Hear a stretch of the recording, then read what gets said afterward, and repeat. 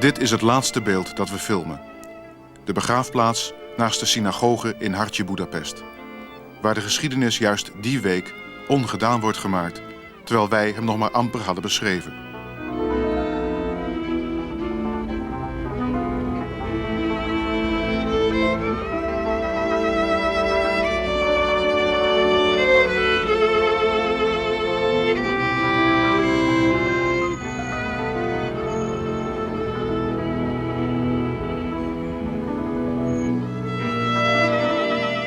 Waar ter wereld ik me ook bevind, zal de schrijver zeggen, in wezen beschrijf ik de eerste droevige plaats die ik zag. Al bijna een halve eeuw beschrijft hij die plaats, het dorp van de kolonel die visjes van goud maakte. En hier, op dit plein, ontdekte die andere schrijver de wereld, om die wereld op datzelfde plein 40 jaar later weer af te schaffen. Het is het plein waarvan hij tijdens onze ontmoeting burgemeester worden zal. En de derde, die hoorde in 1936 dat hij vermoord moest worden, omdat hij geen andere ouders had gekozen dan de zijne. En hij dacht nog even dat er een fascinerend evenement in het verschiet lag. En de vierde, die werd hier volwassen, toen hij 11 jaar was. Toen hij een beetje begon te drinken en terugkeerde naar een dorp dat, hoewel hetzelfde gebleven, onherstelbaar veranderd was.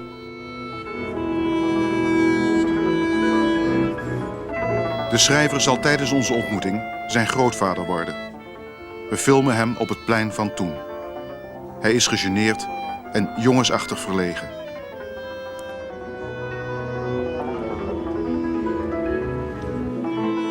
De Nobelprijswinnaar is uitgeput. Hij wil nog wel poseren, maar niet meer praten. Een rendezvous is tot een einde gekomen, maar vraag niet wat voor eind.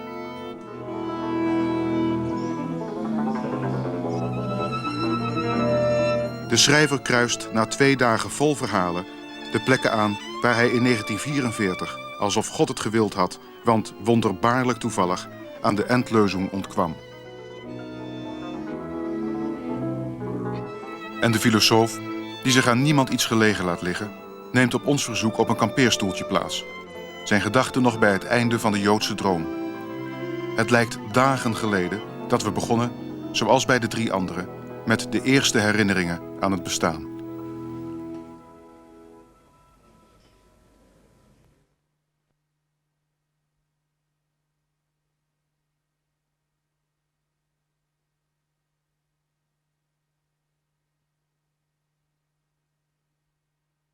It was a very, very hot day in Paris. It must have been July or August. And we were going to leave. And there was already a covering on most of the furniture, like in the old-fashioned time, to keep out the dust. And in the kitchen, there was a wonderful smell coming. I must have been 2.5. And I remember every detail of what is called a synesthetic experience. The smell, the light, and the feel of the white linen chair covers all came together, and I know I had some kind of experience of complete ecstasy, that sound and light and smell and taste were in some way the same thing. And that is the first very sharp remembrance, and as you speak to me, the smell and the sound and the light are as strong as on that day. That must have been in about 1931 or 32. But you are simply a coward. You are avoiding answering my question to you who sit there with your cameras and all this nice little circus. What are we doing now is the question. Nothing. That's right. And that is why the word despair, maybe, has a logic. The past we cannot undo. Nothing we can do can bring one piece of ash back to life. But for us to do nothing when we could intervene, when world powers could stop massacres, when we could say to Sudan and Ethiopia, we are taking you over to feed your human beings and save the children. because 40 to 50% of everything we send you are using for your armies and armaments and civil wars. And we simply are human beings. We can't stand looking at ourselves in the shaving mirror in the morning. Think of the possible quantum leap in the image of man if we tried this. Now, if you tell me it wouldn't succeed, that may be an argument which we could discuss. We haven't even ever begun to try.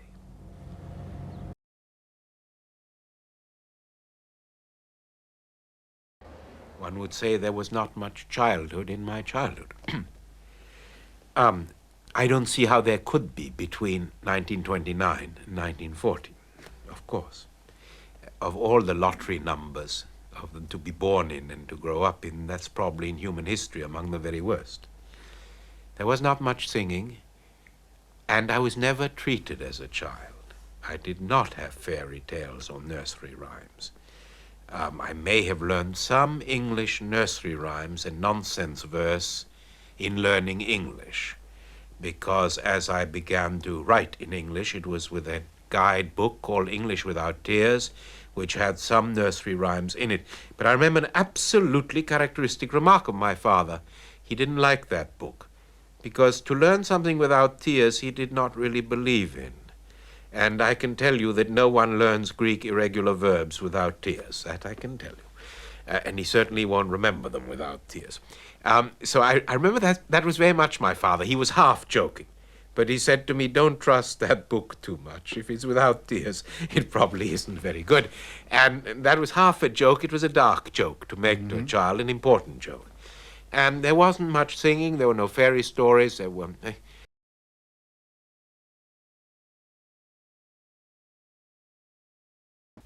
My parents were host often to trios and to quartets and refugee artists mostly. Everyone tried to help by inviting people.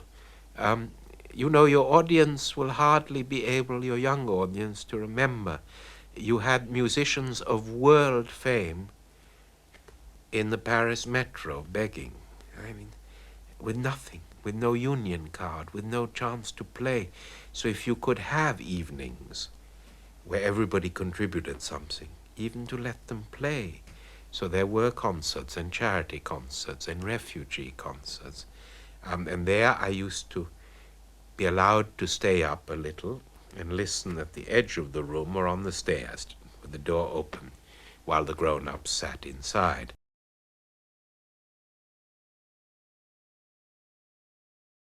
I was incredibly lucky. I had the French bread and coffee smell because I walked to school through the Avenue Théophile Gautier, full of bakeries and cafes. But I had the Hungarian Vienna smell because our cook was from Budapest, and my parents' idea of good food was Hungarian Austrian. And who has not smelt paprika, a really fine paprika, coming up the stairs of a Paris house does not know what heaven is. So I had both. I had the wonderful French world of smells, the market. I often went with my mother. There was a shop called Ediard, which advertised from the time of Napoleon III on. I can still take you there. It's behind the Madeleine, 300 cheeses. Many, many years later, President de Gaulle bitterly remarked that one could not take seriously a country with 300 cheeses. Famous de Gaulle remark about his own beloved France. And I remember having this encyclopedic idea, how do you train your nose to tell 300 cheese smells? A completely silly project, and yet part of that summa summarum, of that hunger for total knowledge of the encyclopedic coming through the nose.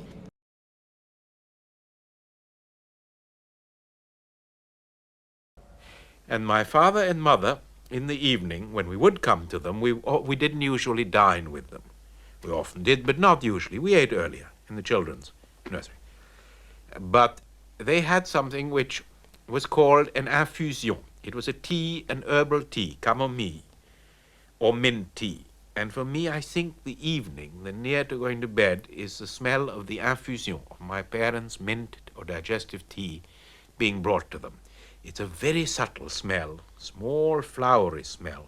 The French have it in many, many very various herbs, and the child never forgets an herb smell. It's very, very distinctive.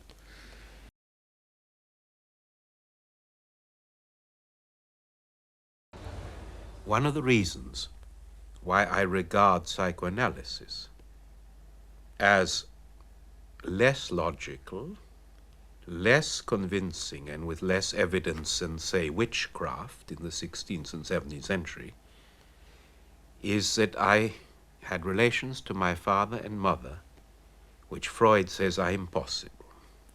I do not know what the Oedipus complex is. I have tried to find it, because I'm told I cannot be a great man or a creative man without it. My father was my closest friend to the day of his death. The idea that I wanted to take my mother to bed and away from him and to destroy him, I have tried hard. I've said it must be somewhere. I have failed totally. So I must be a kind of albino of happiness.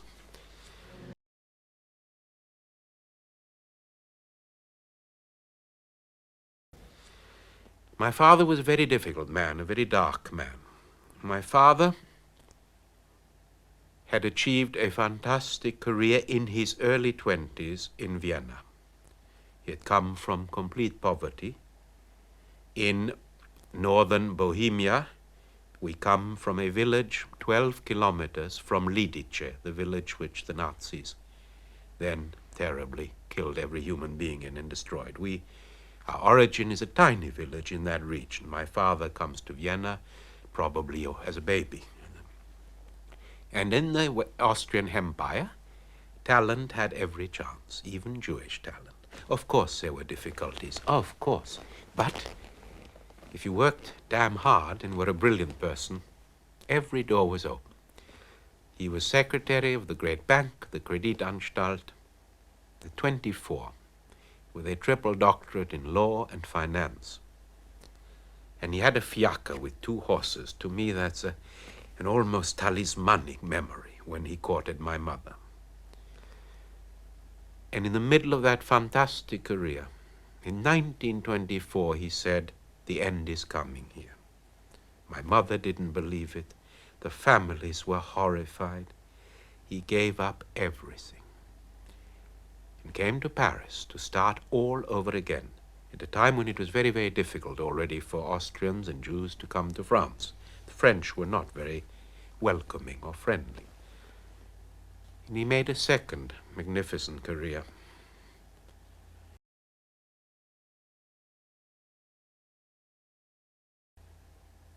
And when I was born in 1929, he said this thing which the French regarded not only as crazy, but as very unfriendly. He said, "My child will speak English from the day he's born. There's only one hope and future, which lies in that language." And you realize what the French feel about that. Made many enemies that way. He was a man of such terrible clairvoyance that he saved us. He saved us in 1940, just in time. Mm-hmm. He saw the whole thing coming, even in detail.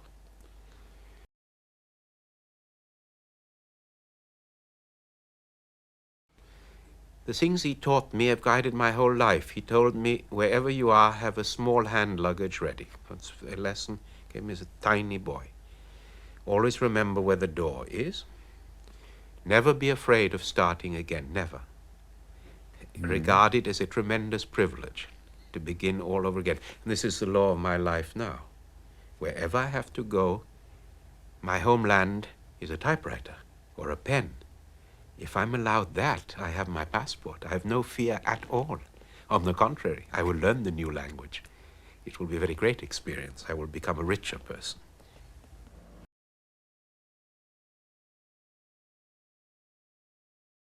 He was a man full of sadness because he had seen too clearly. He did not have much joy in his life. How could a Jew in the first half of the 20th century? And then everyone was killed, and every friend and every cousin. Our whole Czech cousins, many in Prague, everyone was taken to the ovens. every friend. Every Jewish friend I had in the French lycée died, everyone. I'm the only survivor, which is a crazy and idiotic situation. So he was a dark man of magnificent moral integrity, too sharp, too dark, a Jewish Calvinist in many ways. He believed homo homini lupus, that men are wolves against men.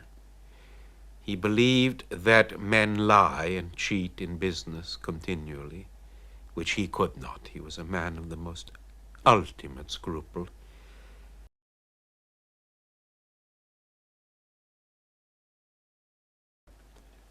I must have been 6 years old or something, and heard a conversation in Paris, and I think I asked him what the difference was between a stock and a bond, or a bank and a bourse.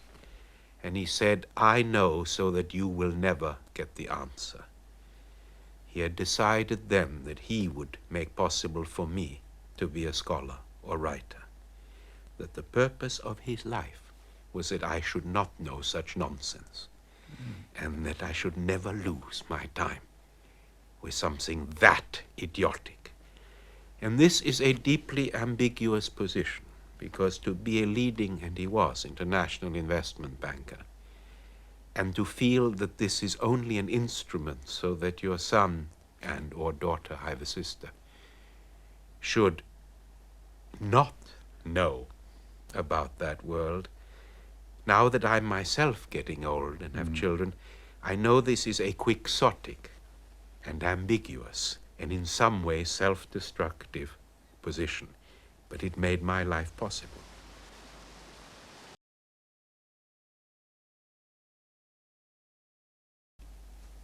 I had my adenoids taken out. It was primitive. They held you down. The chloroform didn't really work very well.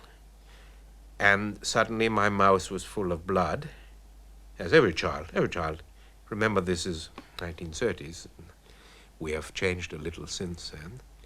And I remember that as the blood kept coming, and of course I'm exaggerating, I suppose it was a minute or nothing, but still, I remember saying to myself, I'm dying, because I was already a terrible little self-dramatist. And I think I thought it was very interesting, or some thought that I knew I'd get ice cream and a very beautiful book. I can still tell you what book. I was promised a certain book if I behaved, during the operation. And I know I have the curious feeling I'll not live to read the book. Now that's a rather complicated idea. How I got that idea so clearly, it's a bookseller's idea, it's a professor's idea, it's a critic's idea. It's a dreadful thing for a child. I mean, a child should feel I won't see Mummy anymore, or my dog, or something. Oh no, I remember this terrible idea. They're going to give me the book and I can't read it. It's some enormous rage. That is probably the first time. Which book was it? Oh, that I can tell you to this day. It was a wonderful encyclopedia of everything about Napoleon, put out by Flammarion, where you looked up the names of the battles, of all his marshals, all the pictures, and Dictionnaire Napoléonien of Flammarion, with the coat of arms of the bees of the emperor on the cover and a little silver crown. And I knew where it was hidden. My mother, who wanted to encourage me before the operation, let me guess that it was in silk paper in the closet in my room. And I said, remember this incredible idea? Damn it. I'm dying and won't read it, you see. And that's probably the first selfish, melodramatic little time the word death had meaning for me.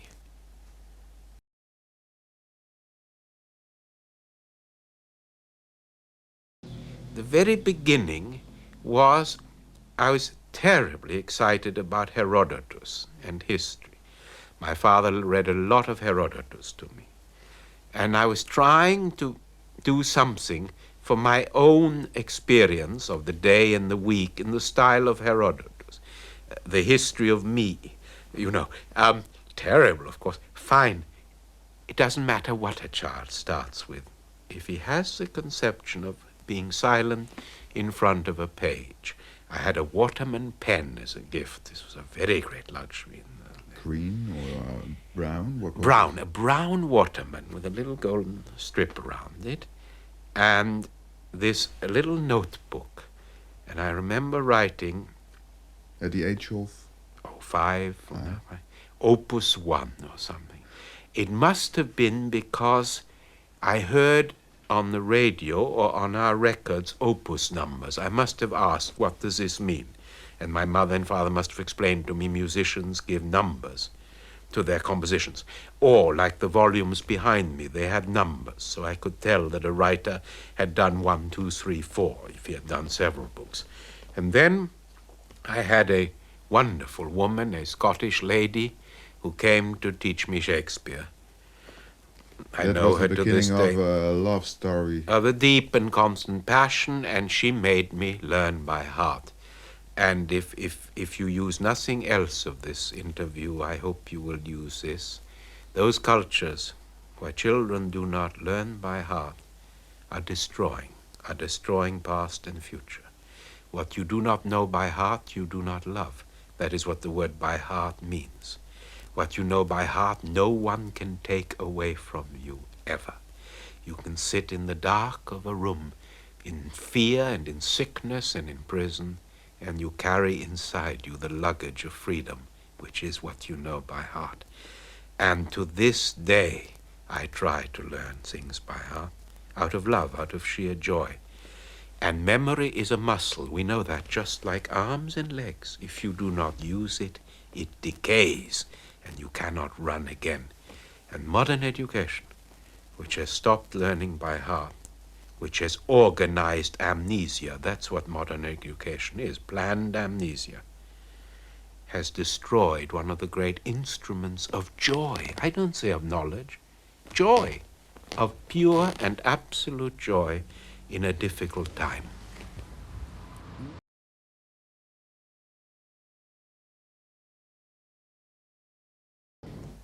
My father tried to make it clear to me that the one thing you had to do in your life, even if you had a very small talent, was contribute something which would last to culture. And I had another enormous luck, which very few children outside Europe have, and outside France. I used to go to school through Rue La Fontaine. I used to play on Place Descartes. I used to have a friend in Rue Racine. From the time I could understand anything, it was clear to me that they named streets after people who wrote books, and not after bankers. And that was an absolutely overwhelming revelation to me. And I decided if I can get a street, I'd better write some books.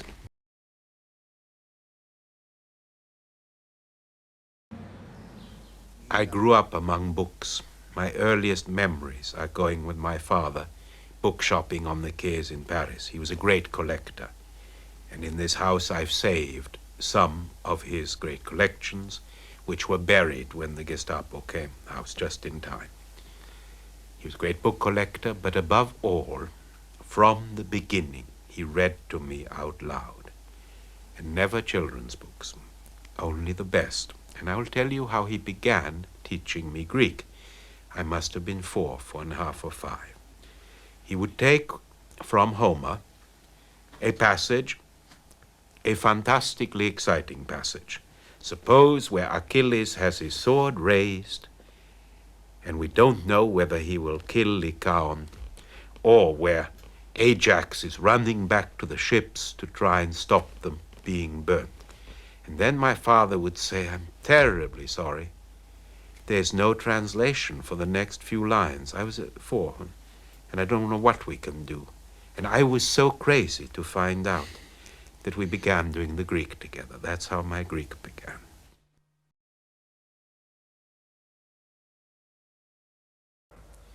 And some of my earliest memories are those of great literature in a quite different sense.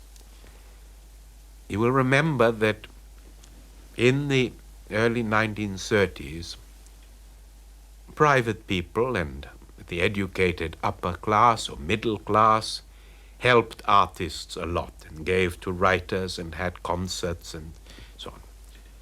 And I'd been given a little pair of spurs, horse spurs, toy spurs, cowboy spurs. Solemn warning, never come in the living room because they'll tear up the carpet. And I must have been 5 or less, 4, 4.5, and something, I rushed into the living room with these spurs on, where there were a lot of people. And I remember the anger in my father's voice when he saw that. A, I wasn't supposed to come, B, certainly not to tear up the carpet. And I was very small. I'm not a tall person to this day. I was very small as a child. And I remember a white line, an enormously tall white person, white linen, with a peculiar, very pleasant smell, like an aftershave, white shoes, bending down and saying something like, "Don't scold him," or "Show me your spurs," what you say to a child. That was Mr. Joyce, whom my father was entertaining at the time with other guests, at the time when James Joyce, there were subscriptions for his works, when a lot of Maecenases and patrons. So I entered literature by the best door, and you can't have a better start in life. My father was an absolute Voltairean. If you ask me, was he an atheist? I think so. I'm not totally sure. He called himself an agnostic Voltairean. But we observed some of the high feast days, the New Year, Rosh Hashanah, the fast day, Yom Kippur, because one went to synagogue in Paris as a human and social act, particularly with the rise of Hitler. You wanted to identify and to identify yourself. So I was not brought up religiously, but my father made of Judaism the center of our identity, but as history. And to be a Jew for him was to be in a certain historical condition which would determine your behavior, your attitudes, and those of the rest of the world towards you. So it was immensely Jewish without being religious.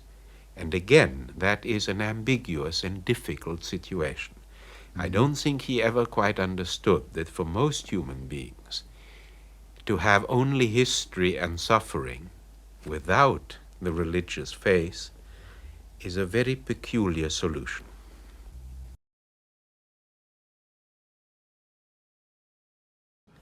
Remember, I can't even use words to tell you what it was after 1933, though we were safe in Paris, to listen to the voice of Hitler on the radio and to believe it, and to wonder when, and to know, though as a child I could only partially understand, but my parents' anxiety, the tragic intensity of their discussions of what to do, of where to go, of when it would come. From 1936 on, I have my father's diaries. He said the World War, of course, and may it come, but when, and exactly how and where. But he knew from 36 on, and I think today that only an idiot from 36 on could have had any doubt of what lay ahead. And so it was a period in which a great political fear lay over every aspect of our lives at all points.